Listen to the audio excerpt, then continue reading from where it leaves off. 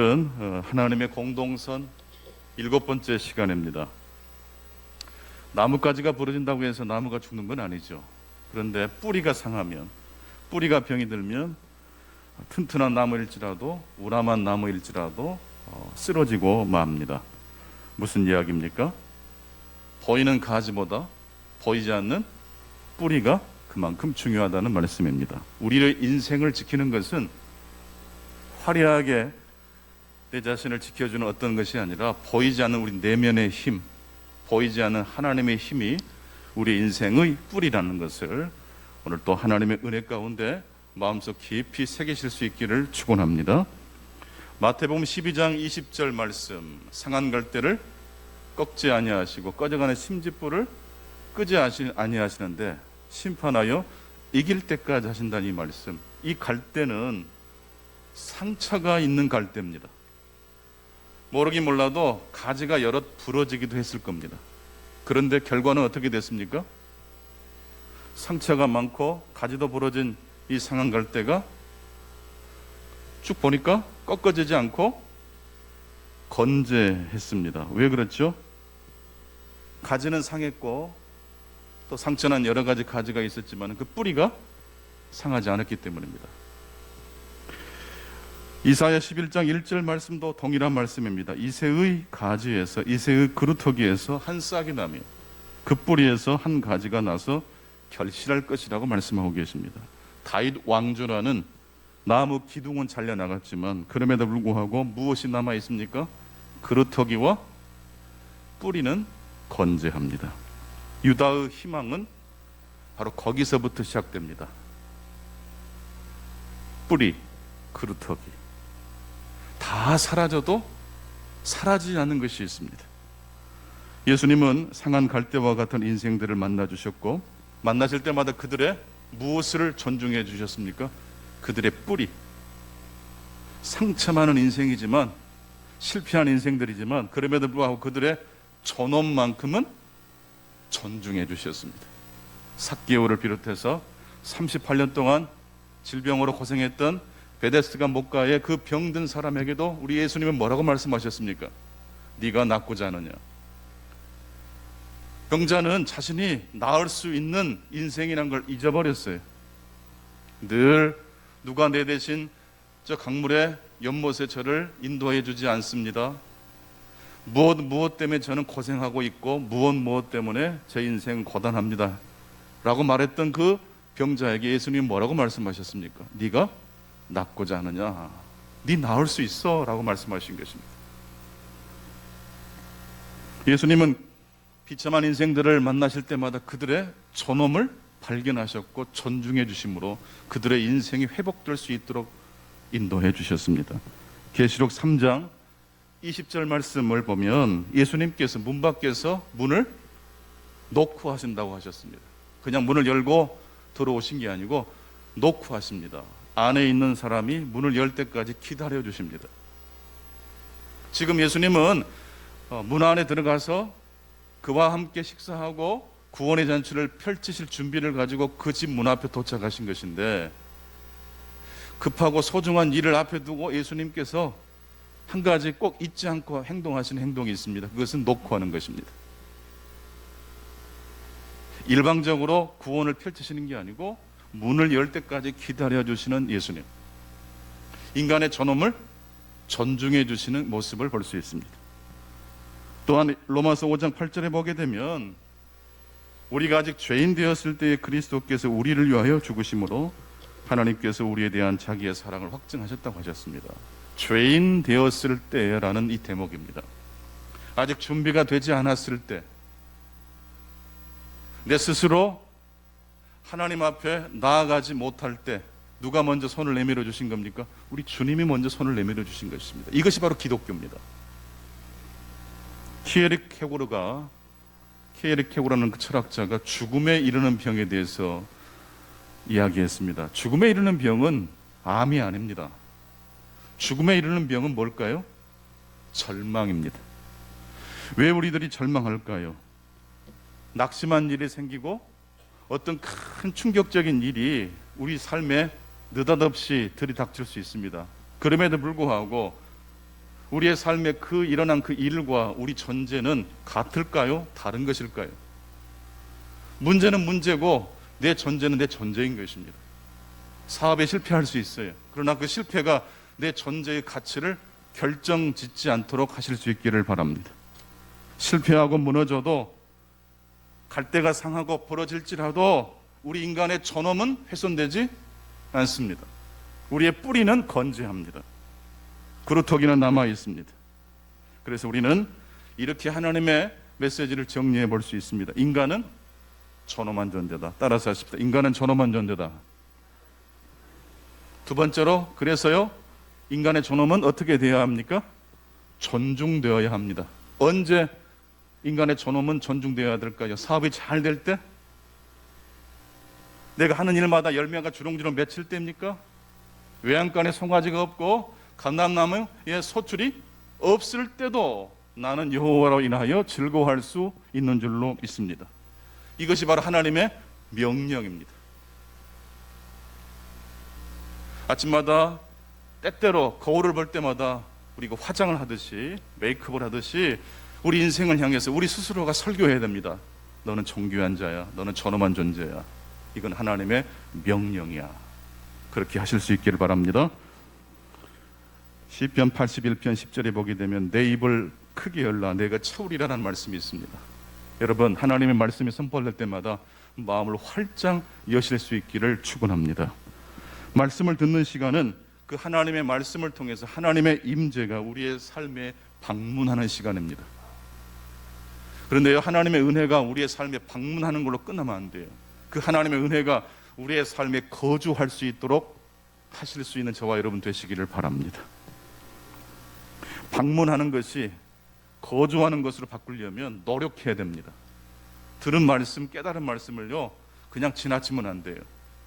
예배당을 떠나도 들은 말씀 중에 감동이 되는 말씀이 있다. 이건 나의 영혼에 정말로 기가 막힌 말씀이다라는 말씀이 깨달아지셨다면 장소와 대상이 바뀌더라도 그 말씀을 적용하실 수 있기 바랍니다. 아내에게 말씀과 은혜를 나누십시오. 남편에게 받은 은혜를 나누십시오. 친구들에게, 지인들에게도 받은 은혜를 나누실 수 있기 바랍니다. 개중에는요, 우리가 전한 그 이야기를 귀를 쫑긋이 그리고 마음을 활짝 열고 경청하는 분들이 계실 거예요. 그럴 때는요, 정말로 하나님의 말씀이 그분에게 들어가는 시간이기 때문에 더 마음을 활짝 열고 기도하는 가운데 말씀을 나누실 수 있기 바랍니다. 그렇게 나누고 적용하다 보면요, 받은 은혜가 방문으로 끝나는 것이 아니고 내 삶에 거주하게 됩니다. 성경은 우리 모두가 흙수저라고 말을 합니다. 그리고 우리 모두가 존엄한 존재라고 말을 합니다. 창세기 3장 19절 말씀을 읽어보면 인간은 흙수저입니다. 흙으로 돌아갈 존재라고 말합니다. 뿐만 아니라 창세기 1장 27절에 보게 되면 인간은 무엇으로 지음받은 존엄한 존재입니까? 하나님의 형상으로 지음받은 존엄한 존재입니다. 넬슨 만델라 전 남아공 대통령 이야기 지난번에 나누었습니다. 만델라가 언제 자신의 존재가 존엄한 존재라는 사실을 각성하게 되었습니까? 감옥에 잡혀서 온갖 수모와 모욕을 당할 때 번뜩 하나님이 주신 생각이 만델라의 삶에 임한 겁니다. 간수가 너를 압박하고 너를 모욕해도 너의 존엄은 훼손되지 않는다. 왜냐하면 인간의 존엄은 태어날 때부터 가지고 태어나는 것이기 때문입니다. 사라지거나 없어지지 않습니다. 나의 존엄은 훼손되지 않는다. 나는 이 교도소를 반드시 나갈 것이다. 그리고 이 나라의 갈등을 치유하고 회복시킬 것이다. 이것이 만델라가 감옥에 갇혀서 온갖 수모를 겪을 때 깨달은 하나님이 주신 감동이었습니다. 만델라가 무슨 근거로 이런 고백을 할 수 있었을까요? 만델라는 언제 이러한 감동을 받았습니까? 사람이요, 언제 밥이 가장 맛있던가요? 네? 많은 반찬이 있는 밥상을 받을 때도 맛있죠. 그런데 진짜 맛있는 밥은요? 아시네요. 배고플 때, 진짜 배고플 때, 정말로 가난했을 때 오히려 가장 밝은 빛이 임하는 겁니다. 신자는 그래서 위기를 기회로 삼아야 될 줄로 믿습니다. 고난이 오고 고통이 왔을 때 여러분, 고난만 보지 마시고 고통만 보지 마시고 그것을 통해서 내가 얼마나 존엄한 존재라는 사실을 경험하시고 목도하시는 시간이 되실 수 있기를 바랍니다.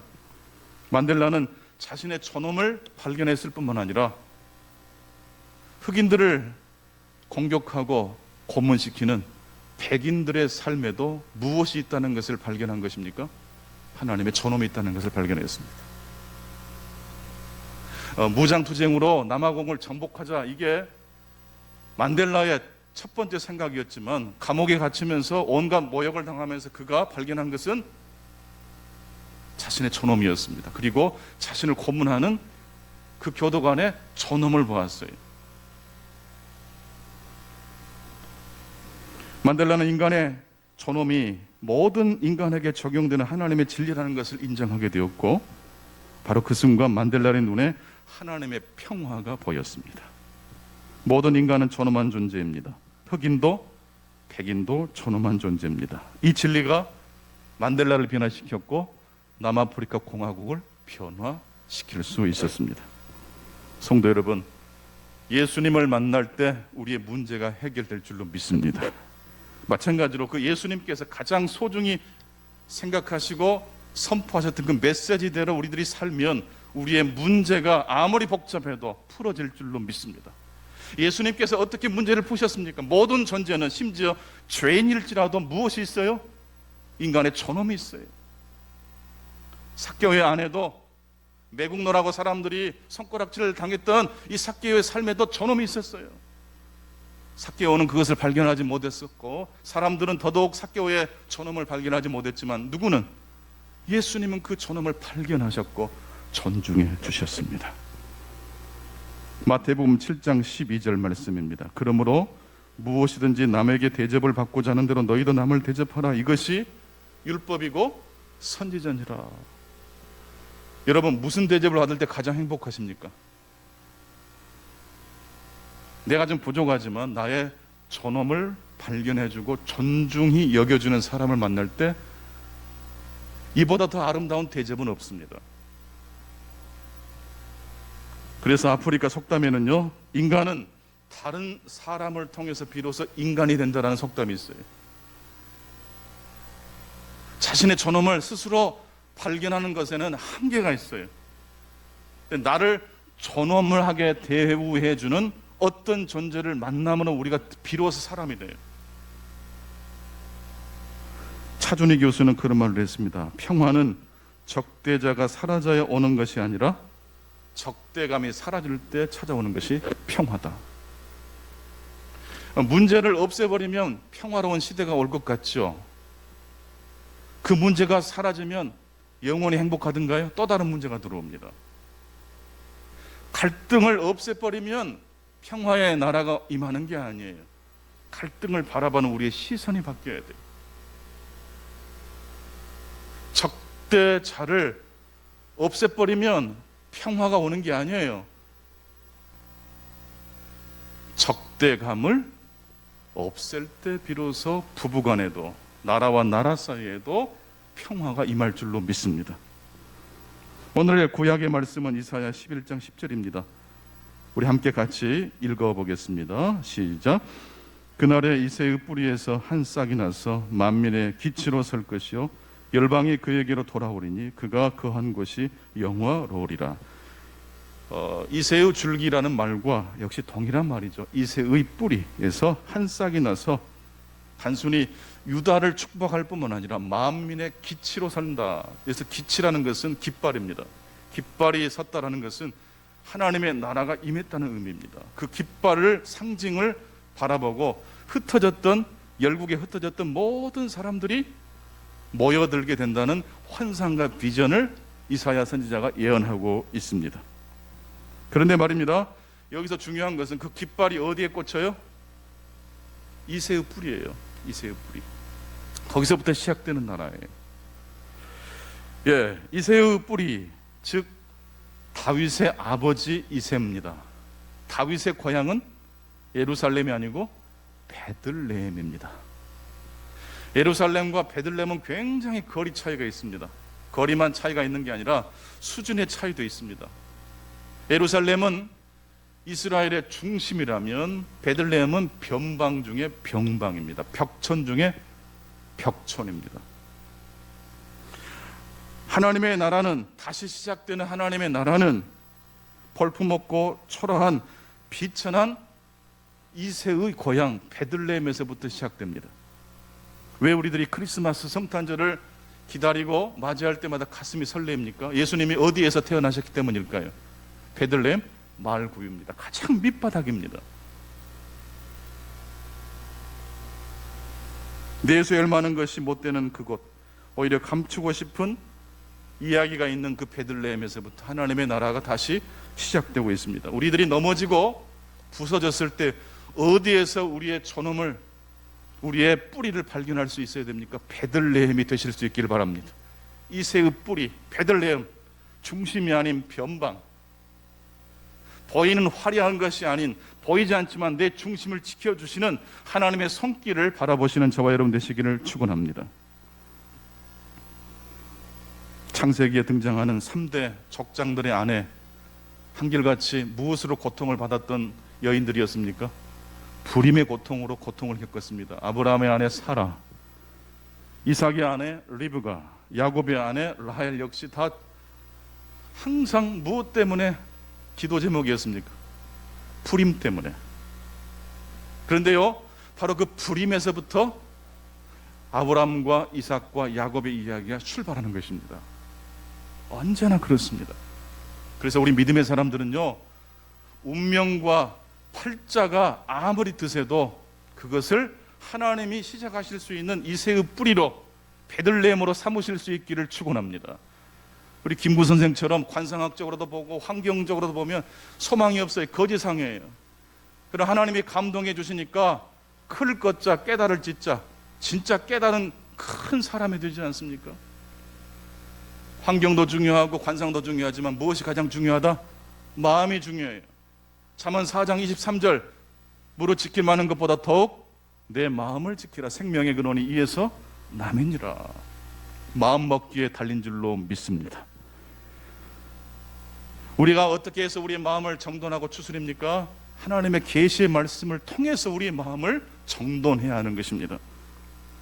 하나님은 한결같이 불임으로 고통받았던 여인들의 태를 여셔서 하나님의 일을 시작하셨습니다. 이것이 바로 하나님이 일하시는 방식입니다. 언제나 하나님의 나라는 베들레헴에서부터 시작해서 예루살렘으로 나아갑니다.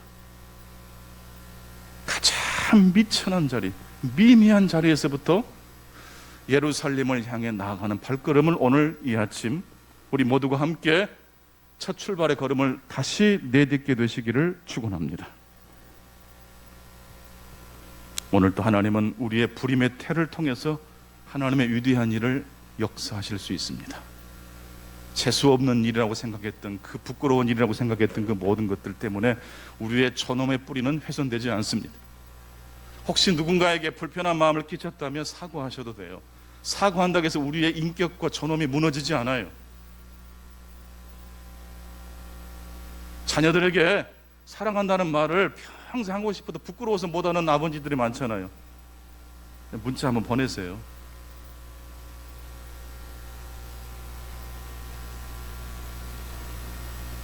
이새의 뿌리에서 자란 자그마한 가지가 후에 높은 산 위에 우뚝 선 깃발이 된다고 선지자는 예언하고 있습니다. 그리고 그 깃발은 바로 하나님의 나라가 도래했다는 신호입니다. 그리고 그 신호를 보고 전 세계에 흩어졌던 모든 남아있는 자들이 그 깃발 아래로 모이게 됩니다. 그리고 그 깃발 아래로 모인 그들은 한결같이 높낮이의 차이가 다 사라지고, 계층과 신분의 차이가 다 사라지고, 사자굴에 독사굴에 어린이가 손을 넣어도 물리지 않는 그 평화로운 나라가 임하는 것입니다.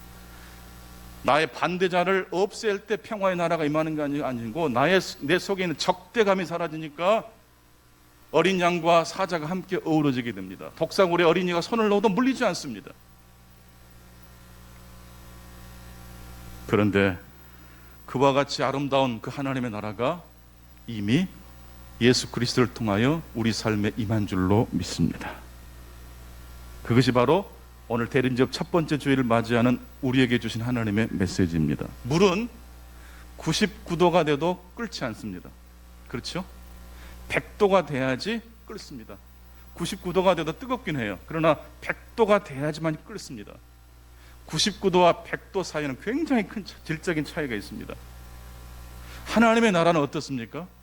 이미 예수 그리스도가 이 땅에 오심으로, 그리고 십자가에 달려 죽고 부활하심으로 하나님의 나라가 시작되었고 하나님의 그 거룩한 뜻이 선취되었습니다. 할렐루야.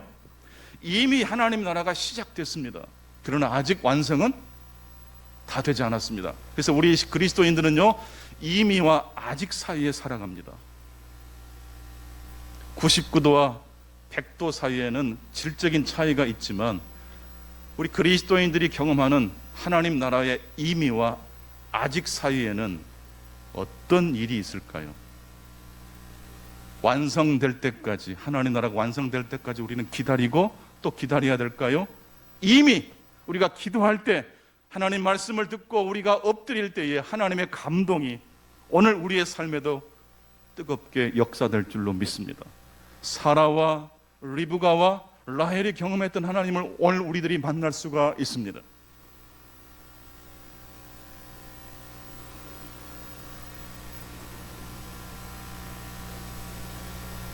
때로는 한순간에 삶 전체가 무너지기도 한다.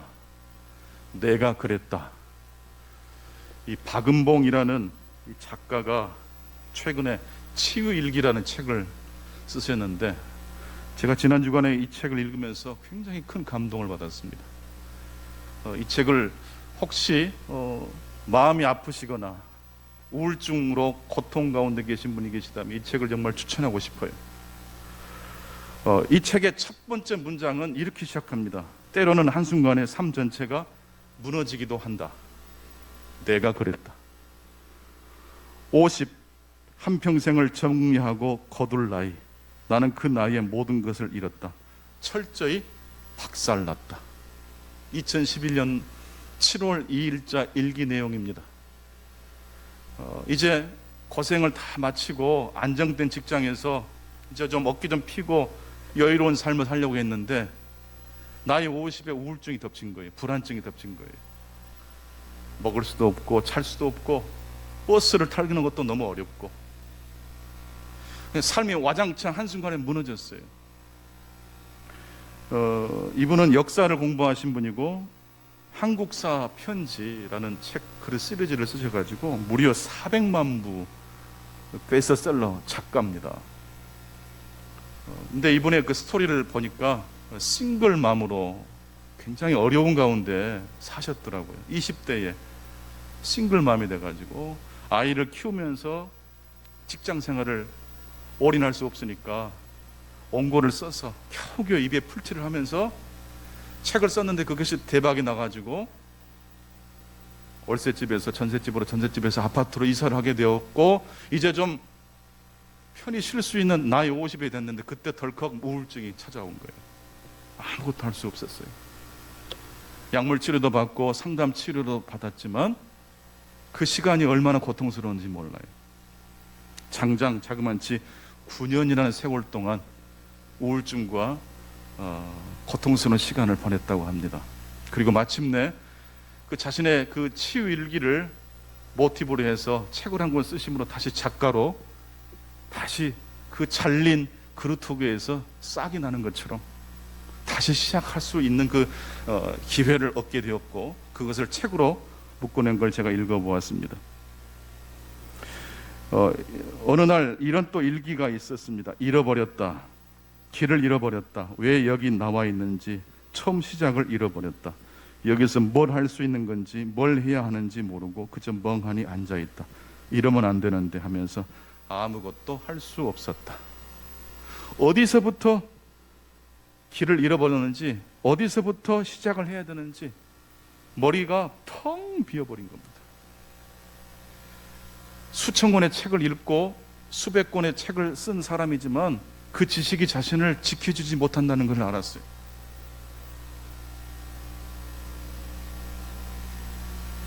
그런데 작가가 인생을 포기하고 싶을 때 작가를 다시 붙들어 주는 것이 있었습니다. 첫 번째, 작가는 일기를 매일매일 조금이라도 썼답니다. 슬픈 감정, 분노가 치오를 때마다 그걸 글로 썼습니다. 감정과 생각을 끄집어 놓으니 자신과 문제가 분리가 될 수 있었습니다. 자신과 문제 사이에 거리를 두고 자신을 바라보니 객관적으로 문제를 바라볼 수 있게 되었다고 합니다. 그리고 작가는 매일 빠짐없이 산책했고 걸었습니다. 아무리 힘들어도 걸었습니다. 햇볕을 보면서 걸었다고 합니다. 그리고 세 번째가 제가 볼 때 가장 중요한 것 같아요. 일기를 쓰고 걷고, 그리고 세 번째는 뭡니까? 우리가 매일매일 호흡하잖아요. 근데 우리가 내 호흡 소리를 들어보신 적이 있으십니까? 우리가 아마 자신의 호흡 소리, 숨소리 거의 듣지 않을 겁니다. 그런데 작가는 자신이 숨 쉬고 있는 소리를 가만히 들여다보기 시작했습니다. 마음이 울컥할 때, 생각이 막 자신을 압박해 올 때, 불안한 마음이, 과거의 상처가 자신을 휘몰아칠 때마다 작가는 걷기를 했고 일기를 썼고 숨을 쉬되 자신의 숨소리에 집중하면서 숨을 쉬었답니다. 호흡에 집중한다는 것은 지금 여기에 집중하는 것입니다. 과거로 미래로 쉴 새 없이 뛰어다니는 생각을 붙잡아 지금 내가 있는 자리로 다시 돌아오게 해주는 것이 호흡입니다. 여러분, 우리가 쉬는 호흡은 과거로부터 온 것입니까? 미래로부터 온 것입니까? 지금 하는 겁니까? 지금 하는 겁니다. 우리의 생명은 사실 호흡에 있지 않습니까? 목숨이라고 그러지 않습니까? 호흡이 멈추면 끝나는 거예요. 항상 기뻐하라, 쉬지 말고 기도하라, 범사에 감사하라. 이 말씀을 제대로 우리들이 순종하려면요, 호흡을 해야 될 것 같아요. 이 하나님의 말씀을 실천하기 위해서는요, 기도하는 가운데 감사할 때마다 내 호흡 소리를 들여다볼 수 있어야 됩니다. 다른 어떤 것보다도 내가 지금 숨 쉬고 있고 심장이 뛰고 있다는 것에 감사해 보신 적이 있으십니까?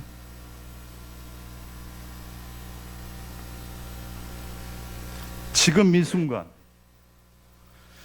염려의 생각에 빠지지 않고 과거의 어떤 일에 얽매이지 않고 지금 이 순간 이 자리에 계시는 저와 여러분 되시기를 바랍니다. 그 호흡을 주신 하나님께 집중하실 수 있기를 바랍니다. 내 호흡 소리를 한번 들어보시고, 그러다 보면 이제 내 발걸음 소리가 들릴 거예요. 그리고 갈대들이 서로 부딪히면서 내는 소리도 들릴 거예요. 하늘에 구름이 보이기 시작할 것이고 내 뺨을 스치고 지나가는 바람결도 느끼게 될 것입니다. 근데 이 소중한 것들을 우리는 다 놓치고 살고 있습니다. 우리가 지금 어디에 우리의 정신을 빼앗기고 있는지 모르겠어요. 과거, 미래는 사실 실체가 없는 겁니다. 오늘 이 자리에 우리를 있게 하신 그 하나님께 집중하시는 저와 여러분 되실 수 있기 바랍니다. 그러자마자 그렇게 쭉 매일매일 그런 생활을 반복하자마자 이 작가의 마음속에 드디어 파란 하늘이 보이기 시작했고 나무 사이로 반짝거리는 햇볕이 들어오기 시작했습니다. 짜장면으로는 짬뽕을 만들 수 있나요, 없나요? 없어요. 빵을 가지고 짜장면을 만들 수 없어요. 밀가루를 가지고 짜장면도 빵도 만들 수 있는 것처럼 우리의 고정된 습관화된 생각을 우리가 리셋하지 않으면 하나님의 새로운 일에 대하여 우리들이 받아들이고 수용할 수가 없습니다. 그래서 기도란, 말씀 묵상이란 내가 가루가 되는 시간이에요. 나의 과거의 패턴을 멈추고 하나님이 사용하실 수 있는, 하나님이 마음껏 반죽해서 짜장면도 만드실 수 있고 빵도 만드실 수 있는 그런 상태로 우리의 삶을 준비하실 수 있기를 바랍니다. 살면서 우리에게 일어나는 어떤 사건을 막을 수는 없습니다. 하지만 여러분, 첫 번째 화살을 맞는 것은 어쩔 수 없다 할지라도 두 번째 화살을 맞는 것은 우리가 피할 수 있다고 합니다. 첫 번째 화살이 왜 여기에 꽂혔는가 계속 고민하면요, 그것이 두 번째 화살이 돼서 우리를 찌른대요. 하지만 첫 번째 화살이 우리를 맞춘다 할지라도 우리의 전원만큼은 사라졌습니까? 사라지지 않았습니까? 사라지지 않았습니다. 나무 기둥이 잘려도 그루터기는 살아있는 줄로 믿습니다. 예루살렘이라는 중심이 아닌 베들레헴이라는 변방에서부터 하나님의 나라가 시작됐습니다. 상한 갈대에서부터 하나님의 나라가 지금도 시작되고 있음을 바라보실 수 있기를 바랍니다. 이게 바로 우리의 전엄의 근거 뿌리입니다. 보이는 나무가 중요한 게 아니고 보이지 않는 그 나무의 뿌리가 나무의 진짜 중요한 요소라는 사실입니다. 오늘 또 여러분이 살고 존재할 수 있는 것은 하나님께서 호흡할 수 있도록 역사해 주고 계시기 때문입니다. 열심히 걸으십시오. 그리고 어떤 안 좋은 생각들이 여러분의 삶에 들어올 때마다 글로 쓰십시오. 문제와 여러분 자신을 분리시키십시오. 문제가 안 좋게 됐다고 해서 여러분의 인생이 그대로 거꾸러지는 것은 아닙니다.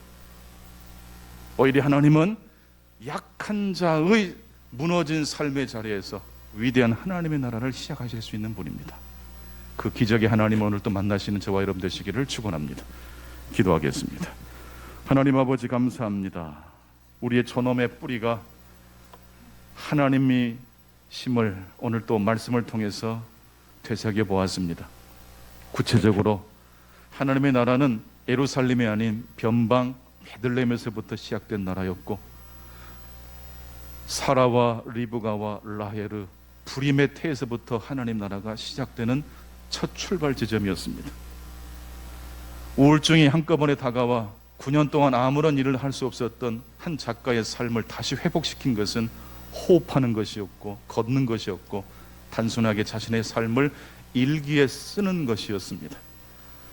우리가 하나님의 말씀을 필사하고 시편 23편을 암송하고 설교 요약을 노트에 옮겨 쓰는 그 모든 작은 행동 하나하나를 통해서 오늘 하나님의 놀라운 영광의 빛이 경험될 수 있도록 도와주옵소서.